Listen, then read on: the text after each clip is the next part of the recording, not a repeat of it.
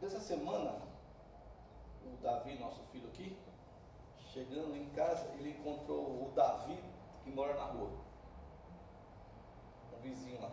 E o Davi está com uma doença incurável e tem aí um pouco tempo de vida, e também está até meio atrapalhado no seu raciocínio.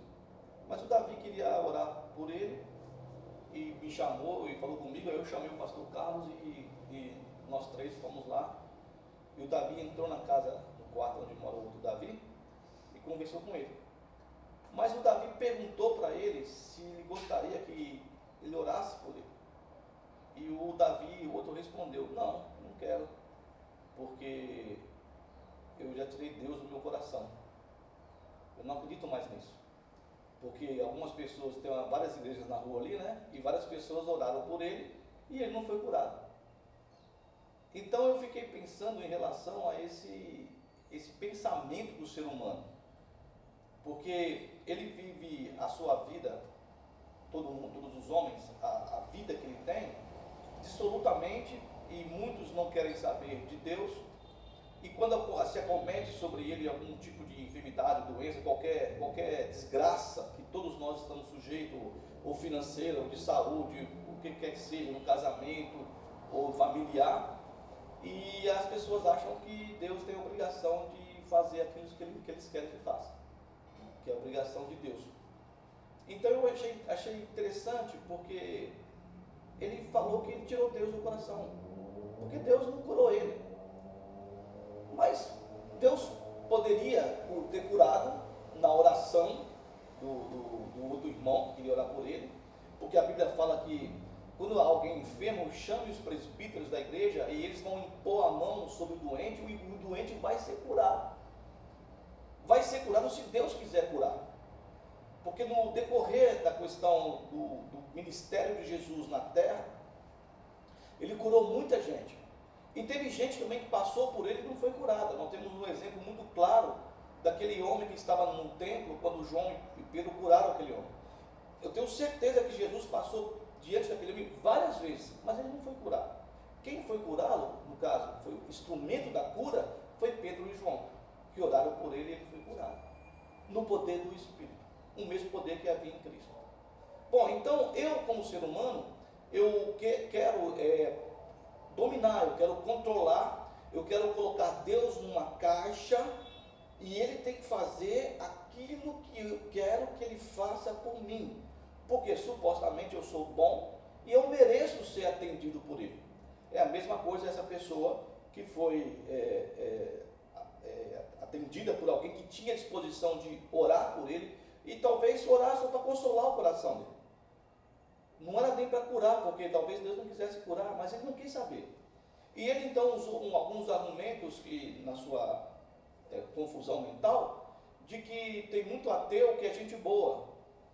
Ué, mas que tem a ver uma coisa com outra?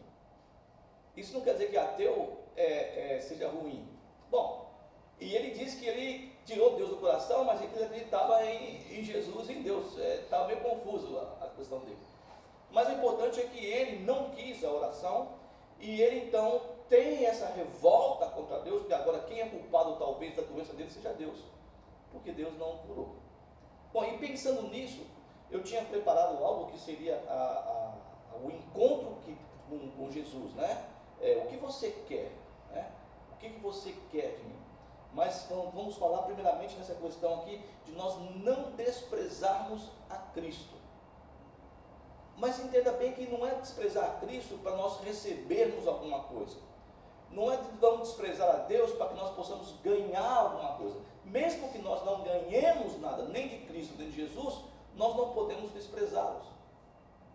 Alguém me disse na minha casa, essa semana, que nós devemos, quando nós falarmos alguma coisa, devemos convencer as pessoas.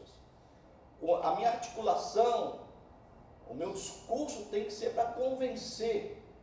E eu falei, eu acho que não, porque eu não tenho que convencer ninguém de Jesus, de quem é Jesus, de quem é Deus. Nós estamos aqui apenas dentro da nossa fé, no caso aqui da minha fé, explanando algo para vocês. E eu não tenho que convencer a vocês de que Jesus é bom, de que Deus é bom, de que Ele é justo, que misericordioso, gracioso, bondoso. Não. É você que tem que ter a sua opinião. É você que tem que ter o seu relacionamento com Deus. Existe um personagem na Divina Comédia, no livro 3, que é o livro do inferno, em que ele está aprisionado. E ele fala para Deus: você me aprisionou aqui, mas mesmo eu aprisionado, eu vou blasfemar contra você. E eu blasfemo. Ué, problema dele. É problema dele. Como é que eu exijo que o Criador, aquele que me criou, aquele que me formou, faça aquilo que eu quero que ele faça? Então nós precisamos entender, e esse texto talvez venha nos clarear um pouquinho mais a nossa mente, em relação desse desprezar a Jesus. O texto ele vai falar de algo que aconteceu lá atrás. Nós estamos em Hebreus, um tempo depois da morte de Jesus, mas o autor de Hebreus, não sabemos quem ele é, se é Paulo, se é Apolo, não sabemos quem é o autor de Hebreus. Ele vai remeter lá atrás, no tempo de Moisés, quando foi estabelecido por Deus o tabernáculo, que Deus manda que Moisés fizesse o tabernáculo, para que ele pudesse habitar no meio do povo. E depois do tabernáculo de Moisés, nós temos depois a tenda de Moisés, nós temos depois o tabernáculo de Davi, depois nós temos o templo de Salomão, o templo de Zorobabel, depois o templo de Herodes. E todos esses edifícios, eles tinham algo em comum, era tudo feito da mesma maneira. Ou seja, nós tínhamos o pátio, nós tínhamos o que ficava lá fora, onde era feito o sacrifício e tal, nós tínhamos o santo lugar, onde o santo lugar tinha a bacia de água, a mesa dos pães, o candelabro, e na porta de uma cortina nós tínhamos o altar de incenso, onde eram lançados os incensos, e depois dessa cortina nós tínhamos a arca da aliança, lá na escuridão, que nós chamamos de santíssimo lugar, ou o santo dos santos. E era ali, na escuridão, era que Deus habitava no meio do povo de Israel, onde o sumo sacerdote só poderia entrar uma vez só por ano, no dia do perdão, que é o Yom Kippur judaico. Ele entraria no santíssimo lugar e aspergiria o sangue sobre o caparote, sobre a parte de cima da arca, que era a expiação pelos pecados do povo de Israel. Antes disso, ele tinha feito uma liturgia de 2 animais. Um animal iria para o deserto, o Azazel, e o outro animal, que era aquele que ia purificar os pecados do povo, e ele impunha a mão sobre o Azazel e dizia que esse animal pague pelos pecados do povo de Israel. Mais ou menos assim. Ele ia para o deserto, e esse outro animal era sacrificado e aspergido o sangue sobre o caparote. Bom, por que havia divisão no templo? Por que tinha divisão no santo lugar para o santíssimo lugar? Sendo que o santo lugar era onde os sacerdotes podiam caminhar e fazer o seu trabalho, repor o pão, trocar o incenso, acender as luzes do candelabro, mas no Santíssimo não podia. Por que não podia entrar no Santíssimo? Porque o Santíssimo era onde habitava Deus, e ninguém pode encontrar-se com Deus, que nos diz a palavra, frente a frente, e sobreviver. Então Deus está ali, separado. E tem um local, algo impedindo a nossa ida até lá, que é um véu. Grosso, grande, alto. Mas, no tempo de Moisés, até a vinda de Jesus, isso era um fato real para os sacerdotes, os levitas e o povo de Israel. Sendo que no tempo já da reforma do templo em Neemias, mesmo em Zorobabel mesmo, e no tempo de Herodes, a arca da aliança, que simbolizava a presença de Deus, já não existia mais. Então, na verdade, tinha só a cortina e estava vazio lá. Bom, nós sabemos pelo relato bíblico de que quando Jesus morreu na cruz do Calvário naquele dia, o texto nos diz que o véu do templo foi rasgado de cima para baixo. Bom, só existe um véu, que é o véu que separa o santo do santíssimo lugar. Bom, então o que nós entendemos disso? Nós entendemos que Jesus, quando morre, é Ele que vai nos dar acesso ao Santíssimo Lugar, mas não é um local físico como esse. Esse Santíssimo Lugar é a presença de Deus. Então o autor aqui de Hebreus, no capítulo 10, né, ele vai falar sobre o ministério de Jesus. E algumas coisas que ele diz que o ministério de Cristo, ele é maior do que o ministério do sacerdote. E aí vai, e quando ele chega no versículo 19 do capítulo 10, que na verdade isso começa lá no capítulo 9, ele vai dizer o seguinte, versículo 19, capítulo 10 de Hebreus: tendo, pois, irmãos, a intrepidez para entrar no santo dos santos pelo sangue de Jesus. Bom, eu e você não somos sumos sacerdote, e nós nem somos sacerdote, conforme fala a mesma palavra, por causa de Cristo. Todos nós somos o sacerdócio universal, mas não somos sacerdotes ou sumos sacerdotes como era no tempo do templo. Bom, eu só poderia entrar então no Santíssimo Lugar, eu como sacerdote, depois de ter feito para mim mesmo uma expiação dos meus pecados. Aí eu entrava para aspergir o sangue sobre o caporete da arca por causa do pecado do povo. O que o Hebreus está dizendo aqui, o autor de Hebreus está dizendo, é que nós podemos entrar agora no Santíssimo Lugar, ou seja, na presença de Deus,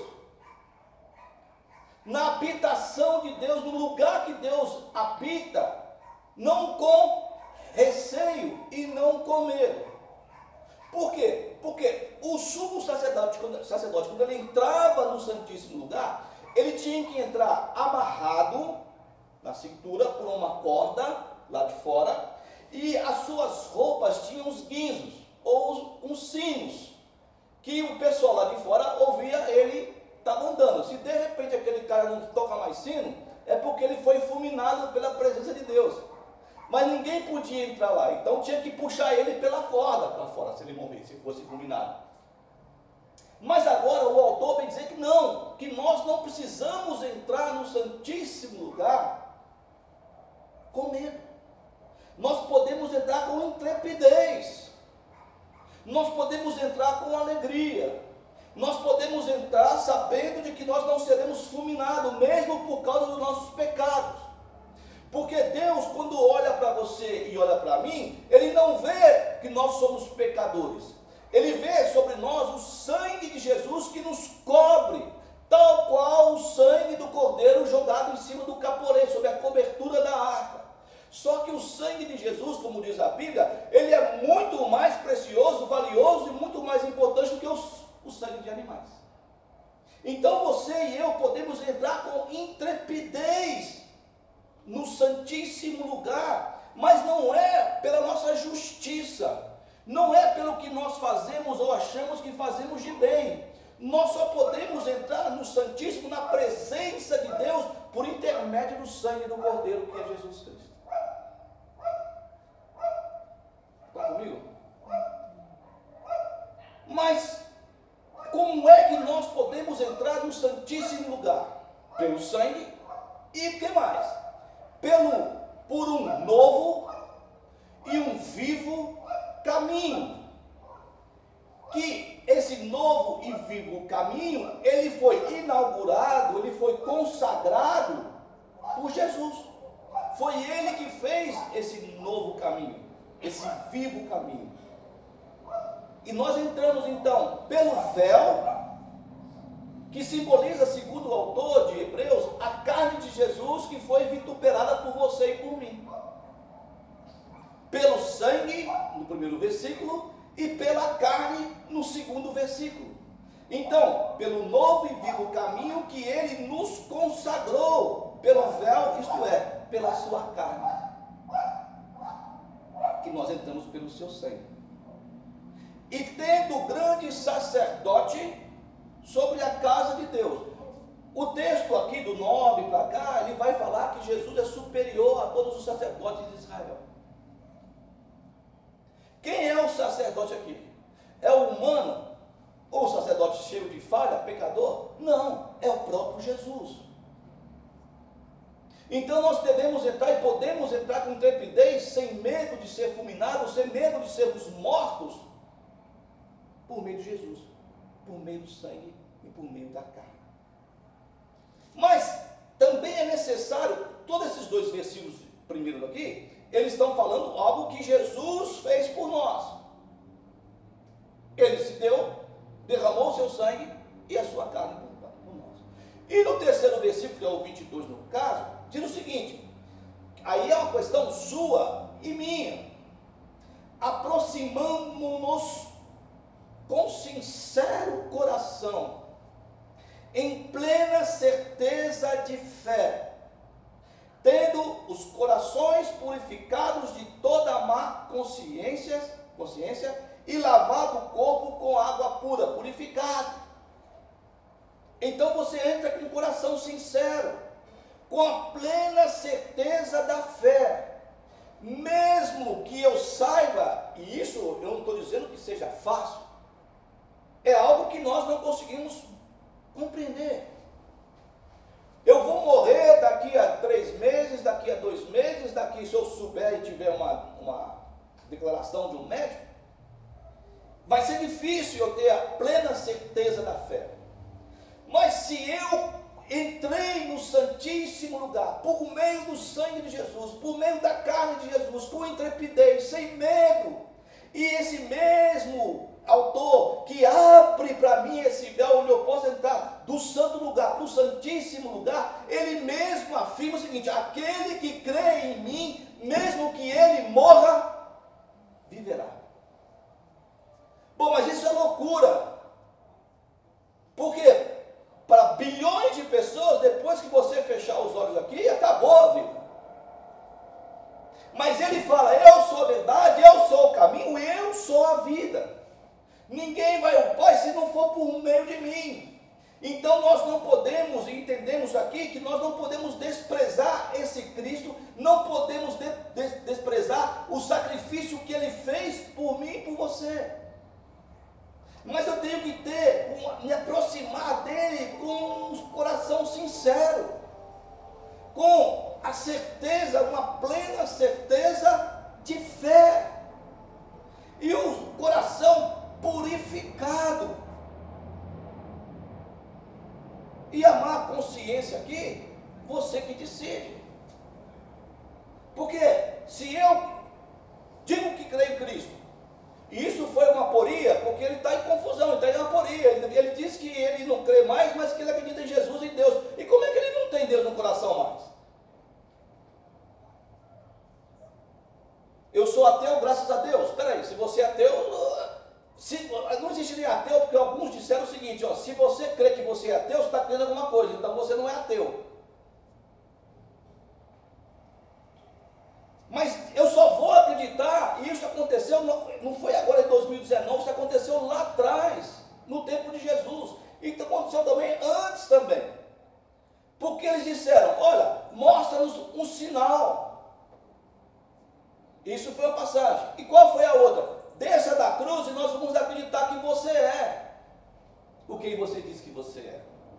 E ele diz o seguinte: olha, vocês não vão ter sinal nenhum, porque se vocês não verem, vocês não acreditam. O único sinal que vocês vão ter é o sinal de Jonas, que ficou 3 dias no ventre da baleia e depois voltou. Vai acontecer comigo isso aí. Agora seria fácil ele também descer da cruz, aí todo mundo ia acreditar. O difícil é você ter a fé, a certeza da fé numa coisa que você não vê. E foi isso que ele disse para os seus discípulos: vocês benditos estão vendo, mas vão ter gente que não vão ver e vão acreditar. Mais do que você, porque se você ler os textos evangélicos, você vai ver que no caminhar de Jesus, os próprios discípulos, com ele, vendo-o e apalpando-o, como diz João, não acreditaram. purificado de uma má consciência. Bom, mas eu não quero mais Deus porque Ele não me curou. Eu não quero mais Deus porque Ele não me deu um emprego, não me deu dinheiro, não me deu um marido, não me deu uma mulher. Isso é má consciência. A consciência de que esse Deus, Ele é para você apenas um instrumento dos seus prazeres, do seu hedonismo. E Ele não é isso. Ele é Deus. E Ele faz como Ele quer, no tempo que Ele quiser, como Ele quiser, não é como nós queremos. Então essa pessoa que está sofrendo, e eu creio que ela está revoltada, talvez consigo mesmo, porque fez coisas erradas e agora está sofrendo a consequência daquilo que ele fez, mas ele não pode lançar a culpa sobre Deus. E nós, tendo como exemplo esse indivíduo, nós também não podemos, por tudo que nós passamos que seja ruim para nós, lançarmos a culpa sobre Deus. Mas eu sou cristão, eu frequento a igreja, por que eu sofro? Bom, essa é a pergunta do homem há séculos e séculos e séculos. É a pergunta do livro de Jó: por que sofre o justo, se você se acha justo? Porque Jó se achava justo, mas ele não era justo.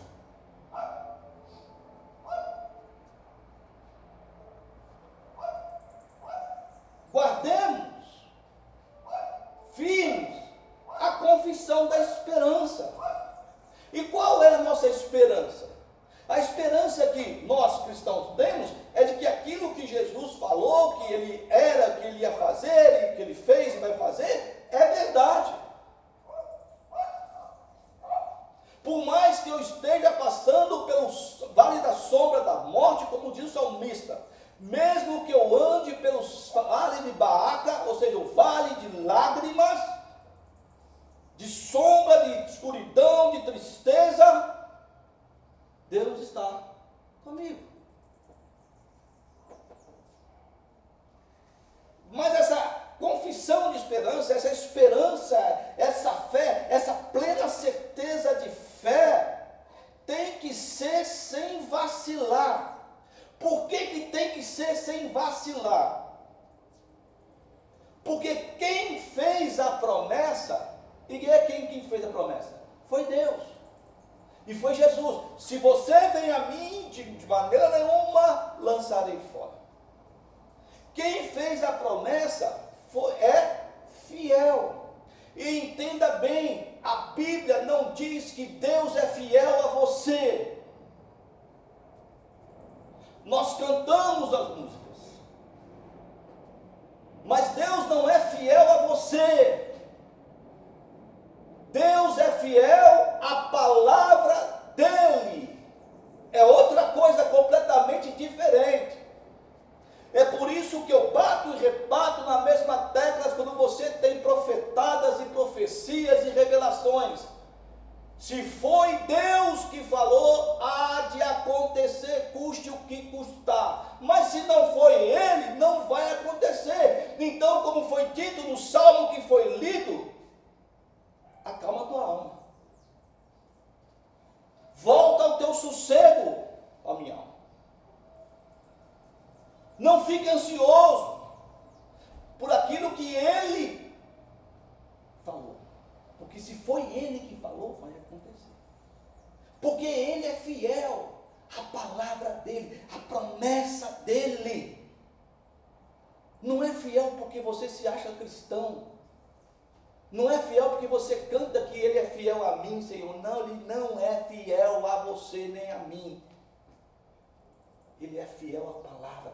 Toda vez que você lê na Bíblia, Deus no Antigo Testamento, por várias gerações, Ele diz: aquilo que eu falei com Abraão, com Isaac e Jacó, vai acontecer.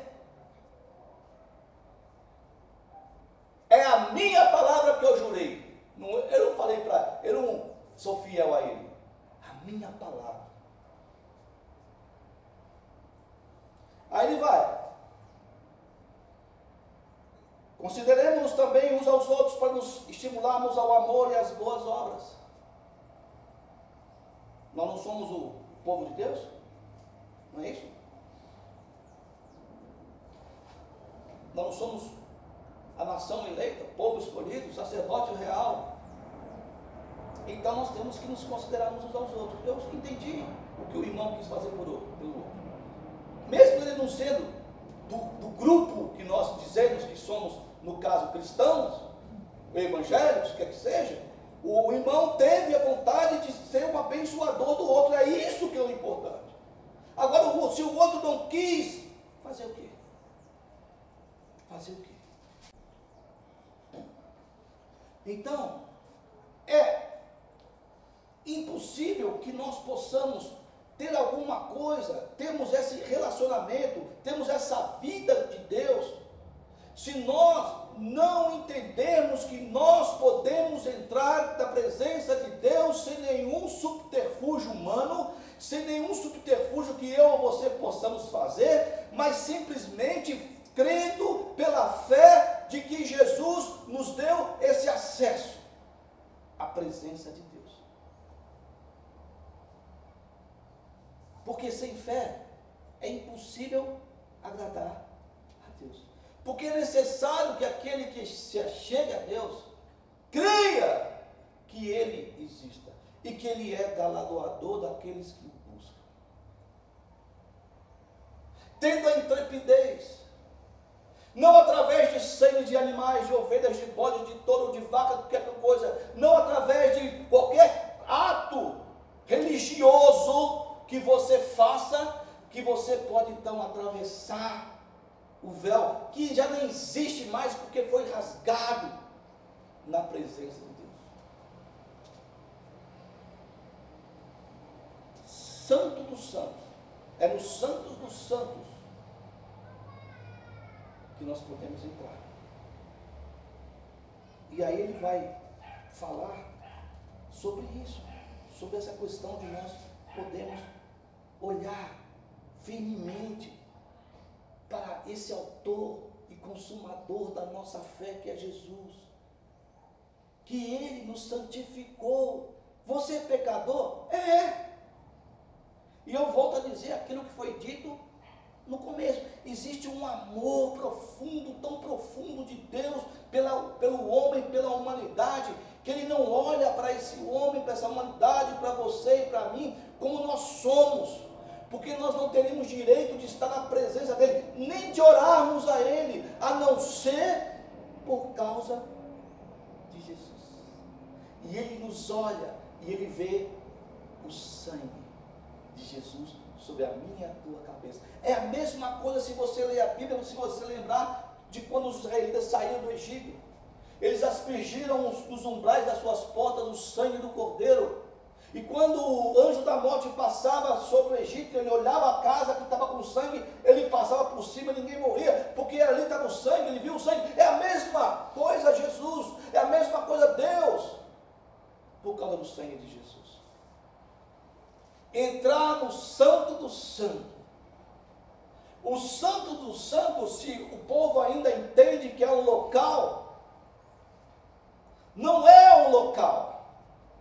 O Santo do Santo é a presença de Deus na minha e na tua vida. Quando nós então, pela fé, compreendemos, nós então entramos na presença dele. Sendo ruim a nossa vida, sendo boa a nossa vida, em gritos de júbilos ou derramamentos de lágrimas, no santo lugar ele nos recebe.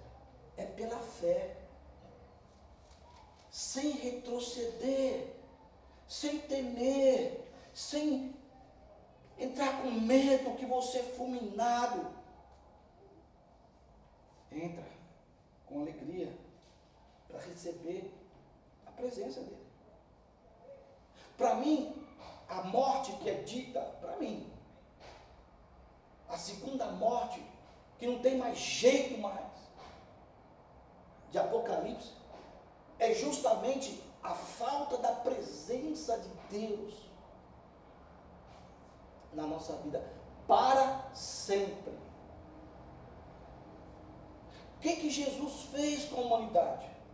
Assim como Adão e Eva, que eles lá no Éden pecaram, pecou, comeu a maçã, a melancia, a jaca, eu não sei o que eles comeram, mas foi a desobediência, e infelizmente, por causa dessa desobediência, a harmonia que havia o encontro que havia entre eles e Deus. Happy hour. Deus vinha, fazia lá coxinha, fazia quibe, fazia brusqueta, sentava, vamos tomar um vinho aqui, Adão, Eva, vamos conversar. A intimidade, esse entrar dentro do Santíssimo, acabou. Ao ponto de Deus, então, simbolicamente afastar, expulsa eles da presença. O paraíso é a presença de Deus. O paraíso não é um lugar idílico, utópico, o Shangri-La. Não é Shangri-La. O paraíso é a presença de Deus. Então você foi afastado. E como eles foram, e nós, segundo a Bíblia diz que por causa deles lá, nós também fomos dessa maneira até hoje. Quando vem Jesus, o que Jesus vem fazer? Ele vem, que religião o que é? A palavra religião, religarem. Religarem o homem a Deus. E Jesus então vai restaurar, vai religar essa distância que havia, que aconteceu lá no Éden, que eles viviam os três aqui, né, cinco, né? Fora os anjos, que eles têm que sair. A cruz vem aqui e vem ligar novamente. Aí volta o homem, eu e você. Mas quando nós entramos na presença e entendemos que é pelo sangue e pela carne de Jesus, com intrepidez, com o coração sincero, com a consciência sincera, com fé, não pelo que eu acho que eu sou e pelo que eu acho que ele deve me dar, não, somente por isso. Entrar no santíssimo lugar, depois do véu, o véu foi rasgado pelo sangue do Cordeiro, por um novo e vivo caminho, pelo sangue de Jesus, como diz a música, eterno e sumo sacerdote, não humano, mas divino. Amém?